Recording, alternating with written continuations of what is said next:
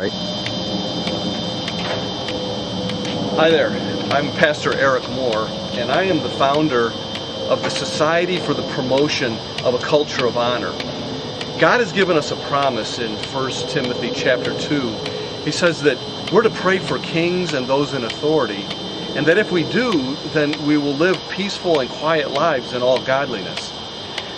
We're raising up the culture of honor because we have a deep and profound conviction that God is true, that what He says is going to happen. And so if we will pray, then we can watch things happen in the governmental realm that affect the culture.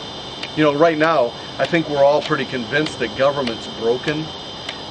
Congressional approval ratings are in the tank. Presidential approval ratings are going low.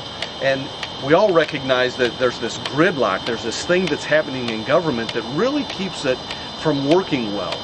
And it's like we've come to a place that we just don't expect much from government, and we just stand back and we have this feeling of being relegated to a place where we can't make a difference. Well, I've had an interesting story over the last several years. I pastored in the western suburbs of Detroit for about 20 years. In the last 8 years, I've been involved in the political environment here in Michigan. I worked on the marriage amendment, that we added a constitution to an amendment to the Constitution. I've worked on a governor's race. I've worked on a presidential race. I've worked on a Detroit City Council race, and then most recently I was involved in a state senate race here in the western suburbs. And so I've had a chance to look at the inner workings of the political environment. One of the things that I've observed in all of that is part of what's causing me to launch this idea of the culture of honor is I watch how the political parties view the church, and they see it as a demographic that if we can just touch this church, then we're going to be able to get votes out of these churches in order that we can win elections. Pastors instinctively sense that kind of manipulation behind the approach of the political parties and some of the candidates. And what happens for a lot of pastors is they just put up huge walls. They put up big barriers and say, listen, we are not going to be manipulated, and we really don't want to have anything to do with the political environment. So what happens then, there's two things. One is we don't pray for those who are in authority because we don't know them. When we erect this barrier, there's just this way we're going, we don't even know what's happening on the other side. A lot of pastors that I talk to, they really don't know who their state reps are, their state senators, they've never met their congressmen, and these are people that are from their district. The other thing that happens is that we end up, because we're not praying, we're losing our influence in that particular part of the culture. So the idea behind the culture of honor really is kind of counterintuitive. Instead of backing away from the governmental realm, what I am contending for is that we rush toward it. That we come in and we say, listen, we're going to bring the goodness of who we are. See, and it's not about political power. This isn't about marshaling votes in order to get what we think needs to be gotten. It's about the church being the church. And what we do really well is we pray and we love. And we need to infuse the governmental arena with those two qualities. And that's going to happen as we get close to our government leaders, as we know them, and as we pray for them. Now, here's the idea, the strategy behind the culture of honor. Michigan has 110 state representative districts. And so what we want to find is a pastor in each of those districts who will connect with that government leader, that state representative, and help connect him to other pastors within that district.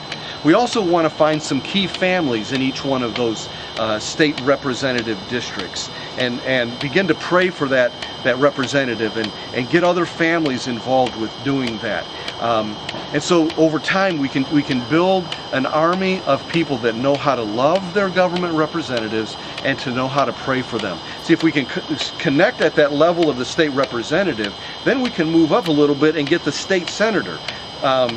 In each state senate district, there's about 3 representative districts. And then there's about 2.5 state Senate districts in each congressional districts. And what I'm saying is, if we can get to this lowest level and understand and love this guy, this leader, this woman who's in the government, know them and care for them, then it's much easier to move up the ranks and begin to pray for everybody in government, and to pray intelligently and passionately and lovingly toward them.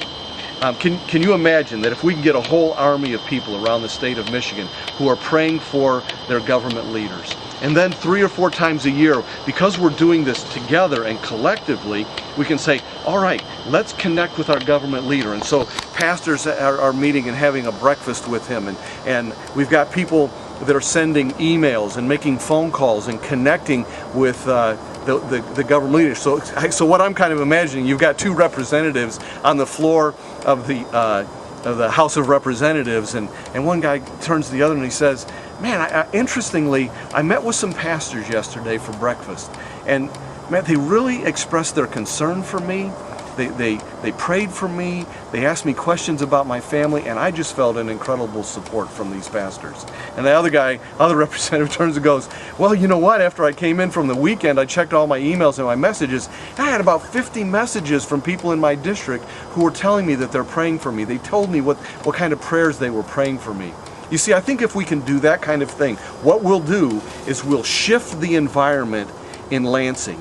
And instead of it being broken, instead of it being contentious, instead of government leaders always feeling like somebody's pulling on them and manipulating them and trying to get something out of them, we can change the spiritual environment by the church rising up in love around these people, in honor, and praying for them to be successful in what they do. So I want you to go on the website here, hit the join button. I want you to go and look at how to join and how to identify which of the representatives and senators are from your district. And then I'm asking you to join the organization, and we're making a suggestion of some financial donation to help us put this thing together so that we can do it collectively. What we want is to have everybody to have a little bit of skin in the game. So together, I think we can make a huge difference. We can change the environment politically, governmentally here in Michigan.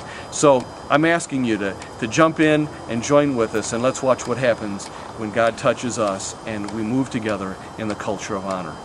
Blessings to you.